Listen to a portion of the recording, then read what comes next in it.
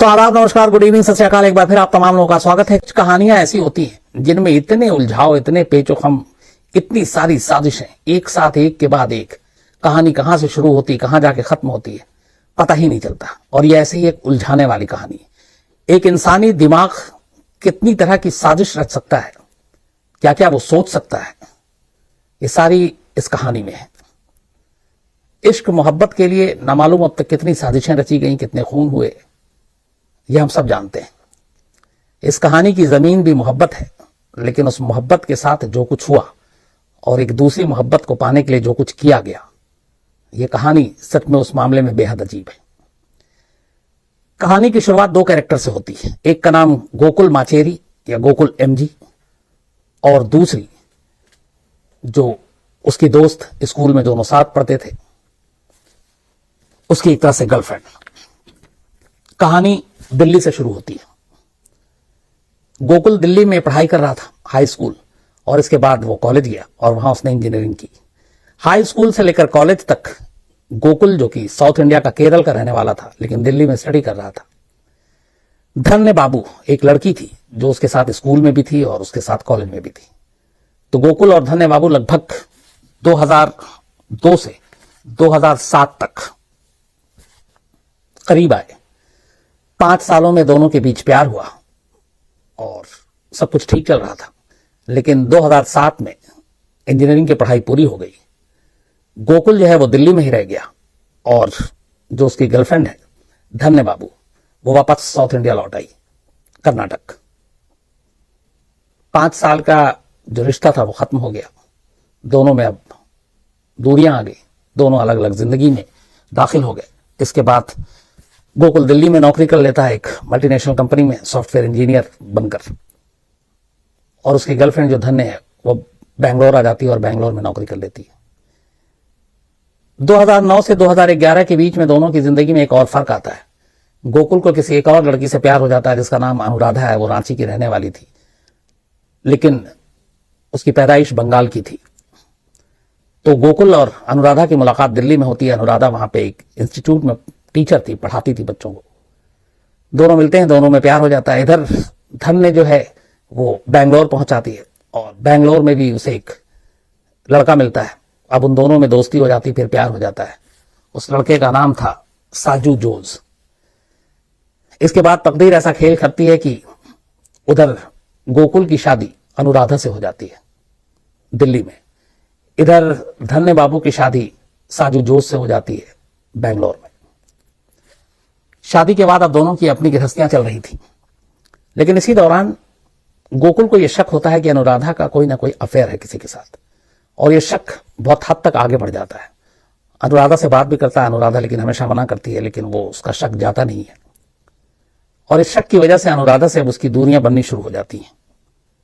2011 शादी को कुछ दिन हुए थे कि अनुराधा के ऊपर शक हो जाता है और वो दूरियां बननी शुरू हो जाती। और इसी दौरान में जब दूरियां बनती हैं, तब करीब 5 साल बाद फिर से गोकुल को याद आती है धन्य बाबू की, जिसके साथ 5 साल उसने इश्क किया था। लेकिन दिल्ली छोड़ने के बाद उसे कुछ पता नहीं था कि धन्य कहां है, किस हाल में है। उसने सोशल मीडिया के जरिए उसको ढूंढने की कोशिश की, और आखिरकार फेसबुक पर उसे धन्य का सुराग मिला। पता चला कि वो बैंगलोर में नौकरी कर रही, और फिर उसे यह भी पता चला कि उसकी शादी हो गई है और उसके 2 बच्चे। इधर गोकुल की भी एक बेटी थी। अब धन्य के बारे में जब उसे पता चला सोशल मीडिया के जरिए, वो दोबारा कांटेक्ट में आया और फिर बातचीत हुई। बातचीत से फिर लगा गोकुल को कि अब भी शायद धन्य उससे प्यार करती है, और गोकुल भी अब भी उससे प्यार करता था। इस उम्मीद के सामने आने के बाद कि दोनों एक दूसरे को अब भी प्यार करते हैं, अब गोकुल को अनुराधा ज्यादा बुरी लगने लगी, और अब वो चाहता था कि किसी तरह से डिवोर्स हो जाए, लेकिन फिर लगा कि उसमें कानूनी झंझट है। यहां से फिर उसने एक साजिश की शुरुआत की, एक ऐसी साजिश जो ना मालूम आगे चलकर कितनी साजिशें बनती गई। अनुराधा को अपनी जिंदगी से बाहर निकालने और वापस धन्य की जिंदगी में आने के लिए जो पहली उसने साजिश रची, वो ये किया कि उसने कुछ फर्जी कार्ड के जरिए एक सिम लिया, फोन लिया, और उस फोन के जरिए फिर इसने अपनी ही बीवी अनुराधा को एक बाबा बनकर बात करनी शुरू की। आवाज वो बदल लेता था, और बीवी जो थी उसकी अनुराधा, उससे अब वो बात करता है एक बाबा बनकर, और उसको यूं ही धार्मिक ज्ञान देना शुरू कर देता है। इसी बीच में फिर वो फेसबुक पे एक और अपना पेज बनाता है फर्जी, एक बाबा के नाम पर, और उस बुक के जरिए, जिसमें एस्ट्रोलॉजर भी दिखाता है, बाबा भी अपने आप को दिखाता है, अनुराधा तक वो चीजें पहुंचती हैं। ये खुद ही अनुराधा को इनडायरेक्टली वो फेसबुक भी दिखाता है उस पेज को बाबा के, और उस पेज के जरिए भी अनुराधा अब उस बाबा के चक्कर में आती है। इधर वो फोन पे लगातार बात कर रहा था, अनुराधा को भरोसा हो जाता है उन बाबा पे, और इसके बाद धीरे धीरे बाबा अब उससे उसकी जिंदगी के बारे में पूछते हैं और कहते हैं कि तुम्हारी जिंदगी खुशहाल रहेगी, उसके लिए तुम अपने बारे में बताओ। दरअसल इसके जरिए गोकुल ये जानना चाहता था कि उसकी बीवी का अफेयर तब था, अब भी है, किसके साथ था। ट्रस्ट इतना कायम हो गया था बाबा के साथ, वो इतने ज्यादा झांसे में आ गई थी कि अनुराधा ने बाबा से कन्फेस कर लिया कि उसका अपने ही इंस्टीट्यूट में एक स्टूडेंट के साथ इश्क था और उन दोनों के साथ संबंध भी थे। ये बात पता चली, उसके बाद गोकुल को अब एक रास्ता मिला अनुराधा से पीछा छुड़ाने का, कि इसी रिश्ते के जरिए वो आगे बढ़ सकता है, लेकिन उसे लगा कि कुछ और सबूत चाहिए। फिर धीरे धीरे वो और अनुराधा को चंगुल में लेता गया बाबा बनकर, और आखिर में फिर उसने कहा कि तुम्हारा अब भी जो पहला प्यार था तुम्हारा जिस स्टूडेंट के साथ, वो हमेशा कायम रह सकता है, और तुम्हारे पति गोकुल भी तुम्हारे साथ ही रह सकते हैं, और गोकुल कभी आपत्ति या ऑब्जेक्शन भी नहीं करेगा तुम दोनों के रिश्ते पे, अगर तुम मेरे कहे अनुसार कुछ करो और खास पूजा करो। अनुराधा इसके लिए भी कन्विंस हो गई। कुछ यूं ही ऊट पटांग पहले उसको ज्ञान दिया, फिर एक दो पूजा भी वैसी ही कराई। फिर एक दिन अचानक उस बाबा ने, जो कि गोकुल ही था, अनुराधा को एक बात के लिए कन्विंस किया कि तुम अपनी एक न्यूड पिक्चर अपने बॉयफ्रेंड के साथ खींचो, और उसके बाद एक खास पूजा होगी, और इस पूजा के बाद ऐसा होगा कि अगर तुम्हारा पति भी तुम्हारे सामने आ जाए तो तुम्हारे बॉयफ्रेंड को लेकर उसके मन में कोई विरोध या वैसी चीजें नहीं आएंगी, और वो तुम्हारा पति हमेशा तुम्हारा पति रहेगा, तुम्हारे साथ ही रहेगा, तुम्हें छोड़ेगा भी नहीं, और तुम्हारा जो बॉयफ्रेंड है वो भी तुम्हारे साथ रहेगा। अनुराधा फिर झांसे में आ जाती है, एक होटल में रूम बुक करती है, अपने बॉयफ्रेंड को मिलाती है, अपने और बॉयफ्रेंड के साथ वो सारे जो रिश्ते थे उनको वो कैमरे में कैद कर लेती है। ये कैमरे में जो कैद हुआ ये फोन गोकुल के हाथ में आता है, क्योंकि गोकुल ने इशारा बाबा उनके प्लान किया था। अब उसके बाद उसके हाथ सबसे एक जिंदा सबूत लग जाता है अपनी बीवी के कैरेक्टर को लेकर। अब उसे लगा कि डिवोर्स देने के लिए ग्राउंड काफी है, लेकिन फिर वो कहता है कि डिवोर्स देने के बाद क्या पता कल को कुछ चीजें खुल जाएं, ये फेसबुक प्रोफाइल, ये फोन, तो कहता नहीं, कुछ और सोचते हैं। तो ये साजिश को उसने वहां छोड़ा, लेकिन एक काम किया उसने ग्राउंड तैयार करने के लिए। अपनी ही पत्नी के वो सारे फोटोग्राफ्स उसने अपने ससुर, जो कि एक रिटायर्ड पुलिस अफसर थे, उनको भेज दिया। ससुर ने देखा तो अपनी बेटी पे जाहिर सी बात उन्हें बहुत गुस्सा आया, और अपने दामाद पे बहुत ज्यादा गर्व भी हुआ कि देखो ये सब कुछ जानता है फिर भी मेरी बेटी को अपने साथ रख रहा है, इसने छोड़ा नहीं। तो एक कॉन्फिडेंस, एक भरोसा अपने ससुर का उसने हासिल कर लिया इन तस्वीरों को दिखाकर। अब इसके बाद इसका पहला चरण पूरा हो गया था। वो डिवोर्स, उसको लगा कि कुछ गड़बड़ है, तब उसने फैसला किया पहली बार कि डिवोर्स से काम नहीं चलेगा, बीवी को रास्ते से ही हटाना पड़ेगा। लेकिन उससे पहले उसे भी साजिश के कई और पहलू को बुनना था, जिस मकसद के लिए उसने ये सारी चीजें की थी। 2013 में बीवी के सारे फोटोग्राफ ससुर को भेजने के बाद 2014 में अब वो बैंगलोर पहुंच जाता है ट्रांसफर लेकर दिल्ली से, और बैंगलोर में सेम उसी अपार्टमेंट में फ्लैट लेता है जिस अपार्टमेंट में उसकी पुरानी एक्स गर्लफ्रेंड अपने पति और 2 बच्चों के साथ रह रही थी, यानी कि धन्य बाबू। एक ही अपार्टमेंट में, एक ही करीब आ जाता है, दोनों के रिश्ते अब और नजदीक हो जाते हैं। अब उसके सामने 2 चीजें थी, एक तरफ अपनी पत्नी थी और दूसरी तरफ अपनी प्रेमिका का पति। यहां से अब वो नई साजिश बुनता है। वो कोशिश करता है कि किसी तरीके से धन्य बाबू की जिंदगी से उसका पति जोज निकल जाए, तो फिर वो उससे शादी कर ले। इसके लिए सबसे पहले अब वो एक नया मोबाइल और खरीदता है फेक आईडी से, और उसके बाद अब जोश को फोन करता है कि तुम्हारी पत्नी ठीक नहीं है, तुम उसे डिवोर्स दे दो, ये तुम्हारे लिए अच्छा होगा। जोश इसको सुनता है लेकिन मानता नहीं। दूसरी तरफ वो अपनी प्रेमिका को भी फोन करता है और मैसेजेस देता है उस नंबर से कि तुम इसको छोड़ दो, ये तुम्हारे लिए सही नहीं है और तुम्हारी जिंदगी ठीक ठाक चलेगी। वो भी नहीं मानती। बात जब यहां से बनती नहीं है तब वो फिर एक नया साजिश बुनता है। वो एक फेसबुक अकाउंट क्रिएट करता है ISIS के नाम पर, इस्लामिक स्टेट के नाम पर, और इस फेसबुक की जो पूरी आईडी और ये सब कुछ बनाता है ये अपनी प्रेमिका के पति के नाम पर मतलब उसकी जो डिटेल जानकारी थी, नाम छोड़कर बाकी सारी चीजें, वो उसमें वो डाल देता है। इस तरीके से असल में वो ये दिखाना चाह रहा था कि उसकी जो प्रेमिका है धन्य बाबू, उसका जो पति है साजू जोश, वो एक IS मिलिटेंट है, और इसको लेके वो सारी चीजें पोस्ट करता है। उसे लगता है साइबर सेल की नजर पड़ेगी और साइबर सेल जो है जोश को उठा लेगी, लेकिन होता कुछ नहीं। साइबर सेल का ध्यान भी नहीं जाता, वो कोशिश करता रहता है, लेकिन जोश तक पुलिस नहीं पहुंचती है। उसे लगता है ये साजिश बेकार है, फिर वो नया साजिश बुनता है। कहता है कि कुछ ऐसा करना है कि जिसके बाद अब ये सीधे सलाखों के पीछे जाए, और सलाखों के पीछे जाने के बाद उसकी बदनामी हो, पत्नी उसकी छोड़ देगी, और फिर मैं उसे हासिल कर लूंगा, उससे शादी करूंगा। ये साजिश उसने सबसे खतरनाक बुनी।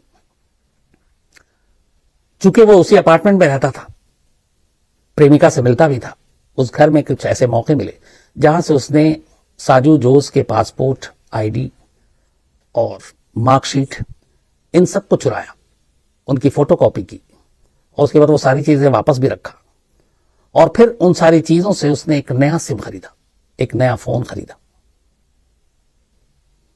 ये साजिश, जो सबसे खतरनाक साजिश था, उसका पहला चरण था। जब ये सारी चीजें हो गई तो इस दौरान में फिर इसने वो बाबा को जिंदा किया जो इसने पहले फेसबुक पे बनाया था, और अनुराधा अब भी संपर्क में थी। उसके बाद वो अनुराधा को फोन करता है और कहता है कि तुम्हारी जिंदगी में जो तुम्हारा बॉयफ्रेंड और तुम्हारा पति दोनों साथ रहेगा, उसके लिए अब सिर्फ एक आखिरी पूजा करनी है, और उस आखिरी पूजा को करने से पहले तुम्हें बेहिसाब शराब पीनी है। शराब पीने के बाद ये पूजा होगी, जब तक कि तुम बिल्कुल नशे में ना हो जाओ तुम शराब पीती रहोगी। अनुराधा ये बात मान लेती है। 28 जुलाई 2015 की बात है ये। रात को घर पहुंचता है गोकुल। अनुराधा पहले से ही बाबा ने बता रखा था, वो अपने पति से शराब की बोतल मंगाती है, उसका शराब पीना शुरू करती है। गोकुल भी थोड़ा पीता है, और गोकुल को मालूम था क्योंकि साजिश उसी की थी, बाबा वही था। शराब पीते पीते रात के 12:30 बज जाते हैं। साजिश ये गहरी थी कि इसके बाद जो कुछ होना था उसकी आंच गोकुल पे ना आए, इसलिए शराब पीने के दौरान जब वो बेहद नशे में हो जाती है अनुराधा और ऊटपटांग बातें करने लगती है, तब गोकुल अपने मोबाइल से अपनी प्रेमिका यानी कि धन्य बाबू को फोन करता है। चूंकि एक ही अपार्टमेंट में रहते थे इसलिए दोनों और स्कूल कॉलेज के दोस्त थे, तो गोकुल की पत्नी और जोश की पत्नी में भी दोस्ती हो चुकी थी। उसके बाद बात करते करते वो अपनी बीवी अनुराधा को फोन पकड़ा देता है। अनुराधा धन्य से बात करती है, जोश से भी बात कराता है, ताकि ये लगे कि देखो ये लोग शराब पी रहे हैं, नशे में हैं। वो बताता भी है कि आज इसने बहुत ज्यादा आउट हो गई है। जब सब कुछ ये हो जाता है, बात हो जाती है, तो ये होता है कि हाँ चलो, ये दोनों साथ थे, रात को बात हुई। फोन काटने के बाद नशा अब चढ़ चुका था अनुराधा पर। गोकुल उठता है, घर के अंदर एक गणेश जी की मूर्ति थी, 2 फीट लंबी, करीब पीतल की, वजनी थी। वो उठाता है और अनुराधा के सर पे वार करता है। 2 वार करता है, अनुराधा नीचे बेड पे गिर जाती है। इतनी देर में दूसरे रूम से उसकी 3 साल की बेटी की रोने की आवाज आती है। वो उस रूम में चला जाता है, देखता है बेटी जाग चुकी है। वो जाकर बेटी को सुलाता है। बेटी को सुलाने के बाद वो फिर थोड़ी देर के बाद जब बेटी सो जाती है, वापस बीवी के कमरे में आता है, देखता है अनुराधा बिस्तर पे पड़ी है, बट उसे यकीन नहीं था कि वो मर चुकी है। वो फिर से गणेश जी की मूर्ति उठाता है, तीसरा वार करता है पूरे जोर से बीवी के सर पर। फिर चेक करता है, सांसें बंद हो चुकी थी। जब सारी चीजें हो गई, इसके बाद वो थोड़ा और इंतजार करता है। इसके बाद अपने सास और ससुर को फोन करता है कि अनुराधा नशे में गिर गई और टेबल के ऊपर जो गणेश जी की मूर्ति थी वो सर में और बाकी चीजें चोट लग गई, और हॉस्पिटल लेकर भाग रहा हूं, आप लोग आ जाइए। भाग के सब आते हैं, उसको हॉस्पिटल ले जाया जाता है, लेकिन हॉस्पिटल में अनुराधा को मुर्दा करार दिया जाता है। पुलिस आती है, छानबीन करती है, जांच होती है, पोस्टमार्टम रिपोर्ट आती है। पोस्टमार्टम रिपोर्ट में पता चलता है कि अनुराधा के सर पे 3 गहरे वार हैं, और ये वार गिरने से या टेबल के उससे लगने से नहीं हो सकता, ये किसी ने हिट किया है। पुलिस इस शक में गोकुल को उठा लेती है क्योंकि इस घर में और कोई था नहीं। लेकिन जैसे ही पुलिस गोकुल को उठाती है, ढाल बनकर सामने कौन आता है? खुद अनुराधा के पिता यानी कि गोकुल के ससुर। वो पुलिस स्टेशन पहुंच जाते हैं और पुलिस के ऊपर भड़क पड़ते हैं कि आपने मेरे दामाद को कैसे पकड़ा? मेरा दामाद बहुत अच्छा है, मेरी बेटी बुरी थी, शराब के नशे में थी, और मेरी बेटी का ये एक्सीडेंटल डेथ है, कत्ल नहीं है। पुलिस समझाती रही कि जो पोस्टमार्टम रिपोर्ट है उससे ऐसा लगता है कि इसको वार किया गया, पर जब बेटी के माँ बाप ही इस चीज को मानने को तैयार नहीं थे, तो आखिरकार पुलिस भी मजबूर हो जाती है और इस केस को एक तरह से एक्सीडेंटल डेथ के तौर पर डिक्लेयर कर गोकुल को छोड़ देती है। गोकुल बरी हो जाता है। 2-3 दिन के अंदर ही बाहर आ जाता है। साजिश का पहला चरण पूरा हो चुका था, लेकिन असली काम अब बाकी था। उसकी अपनी बीवी उसके रास्ते से हट गई थी, अब अपनी प्रेमिका के पति को रास्ते से हटाने की बारी थी। साजू जोश के पासपोर्ट और आईडी कार्ड से उसने ऑलरेडी एक सिम खरीद लिया था, नया फोन खरीदा था। अब जो साजिश थी वो इस इश्क को पाने के लिए उसकी जिंदगी की सबसे बड़ी साजिश थी कत्ल के बाद। सितंबर 2015 में उस फोन से और उस सिम से, जो एयरटेल का सिम था, जो उसने अपनी प्रेमिका के पति के नाम पे खरीदा था, सुबह 1:20 पर पहला कॉल करता है बैंगलोर एयरपोर्ट। बैंगलोर एयरपोर्ट पे कोई फोन रिसीव नहीं करता। इसके बाद वो दूसरा फोन करता है दिल्ली के इंदिरा गांधी इंटरनेशनल एयरपोर्ट पे।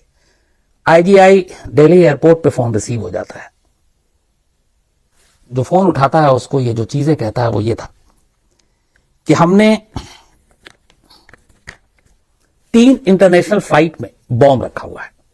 मैं आईएसआईएस का मिलिटेंट हूं और ये तीनों प्लेन हवा में उड़ जाएंगे, रोक सकते हो तो रोक लो।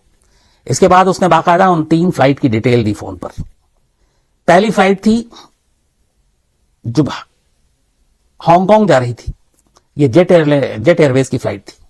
दूसरी जो थी वो ज्यूरिक जा रही थी, ये स्विस एयरवेज की फ्लाइट थी। और तीसरी थी कैथवे पैसिफिक की फ्लाइट, जिसको भी हांगकांग जाना था। तो 2 फ्लाइट हांगकांग जाने की और एक ज्यूरिक जाने की, तीनों इंटरनेशनल फ्लाइट में बॉम्ब रखने की इसने बात की। इसके बाद जब फोन काटा, फिर इसने बैंगलोर एयरपोर्ट पर फोन उठाया नहीं तो इसने मैसेज किया, और व्हाट्सएप मैसेज में इसने जो लिखा वो ये था कि Lufthansa Airways flight number LH755, Saudi Arabia airlines flight number SV5643 और एयर फ्रांस AF191, इन तीनों में बॉम्ब रखा और इन तीनों को हवा में उड़ा देंगे। ये व्हाट्सएप मैसेज भेजा। दिल्ली पे ये फोन आते ही खलबली मच गई। बैंगलोर में ये मैसेज पढ़ते ही हंगामा हो गया। इनमें से 2 प्लेन ऑलरेडी टेक ऑफ कर चुके थे। दोनों प्लेन को फौरन मैसेज दिया गया और उनको वापस बोला गया कि आप फटाफट वापस ग्राउंड हो जाइए, रनवे पर लाइए। दोनों प्लेन इमरजेंसी मैसेज, बॉम्ब की खबर, वापस एयरपोर्ट की तरफ मुड़ जाते हैं। तीसरी फ्लाइट जो कैथवे पैसिफिक की थी, जो इंदिरा गांधी इंटरनेशनल एयरपोर्ट से उड़ रही थी, वो अभी ग्राउंड पे ही थी, बस उड़ान भरने वाली थी। आनन फानन में उसको भी रोका जाता है और उसको एक एयरपोर्ट के कॉर्नर में ले जाया जाता है। पूरे पैसेंजर को उतारा जाता है और पूरे फ्लाइट की तलाशी ली जाती है। इस दौरान में धड़कते दिल के साथ वो जो बाकी दोनों प्लेन थे वो भी लैंड करते हैं। सारे पैसेंजर को आनन फानन निकाला जाता है। फायर ब्रिगेड की गाड़ियां और तमाम लोग, बॉम्ब स्क्वाड वहां पे पहले से मौजूद थे। दोनों प्लेन की तलाशी ली जाती है, बॉम्ब कहीं नहीं मिलता। राहत की सांस ली जाती है क्योंकि तीनों प्लेन में जिसकी खबर दी गई थी कि बॉम्ब है, वहां कोई बॉम्ब नहीं था। अब इसके बाद एयरपोर्ट अथॉरिटी उस नंबर को खंगालती है जिस नंबर से कॉल आया था। दिल्ली में आईबी की टीम से लेकर बाकी सारी टीमें एक्टिव हो गई थी, अलर्ट हो गई थी। ये लगा किसी मिलिटेंट का काम है, और चूंकि आईएसआईएस का नाम था तो खतरा बड़ा था। लेकिन शुक्र यह था कि प्लेन में बॉम्ब नहीं था। अब कॉल करने वाले ने जिस नंबर से कॉल किया था वो नंबर ऑलरेडी रिकॉर्ड था। उस नंबर को ढूंढा गया तो पता चला कि यह नंबर बैंगलोर के एक सॉफ्टवेयर इंजीनियर का है जिसका नाम साजू जोजे है। पुलिस की टीम फौरन साजू जोजे के घर पहुंचती है, उसे अरेस्ट कर लेती है, उठाकर उसे पुलिस स्टेशन ले जाती है। घर में उसकी बीवी, धन्य बाबू और उसके 2 बच्चे, वो रोने बिलखने लगते हैं कि क्या हुआ। इस दौरान में पुलिस की टीम घर की तलाशी भी लेती है, और उस तलाशी के दौरान जोजे के घर से एक जो नमाज पढ़ने के लिए मुस्लिम टोपी होती है, वो, एक चाकू, ये भी बरामद होता है। इसके बाद पुलिस उसको ले जाती है। बट हैरत की बात यह थी कि वो ले जाती है पर वो फोन नहीं मिला था जिस फोन से ये कॉल किया गया था एयरपोर्ट को। अब पुलिस ये भी देख रही है कि फोन अब भी एक्टिव है, स्विच ऑफ नहीं है। और इत्तेफाक से और हैरानी होती कि पुलिस की टीम जब वहां पहुंची उस अपार्टमेंट में, तो उसका लोकेशन उसी अपार्टमेंट में दिखा रहा है, लेकिन जोजे के घर से वो फोन नहीं मिला। जोजे का अपना फोन मिला, वो पुलिस ने कस्टडी में ले लिया, लेकिन जिस फोन से कॉल किया गया एयरपोर्ट पे धमकी के लिए, वो फोन लगातार एक्टिव, उसी टावर में एक्टिव, उसी बिल्डिंग में एक्टिव, पर फोन पुलिस के हाथ नहीं लग रहा है। पुलिस भी परेशान, ढूंढी जितना ढूंढ सकती थी, उसके बाद निकल गई।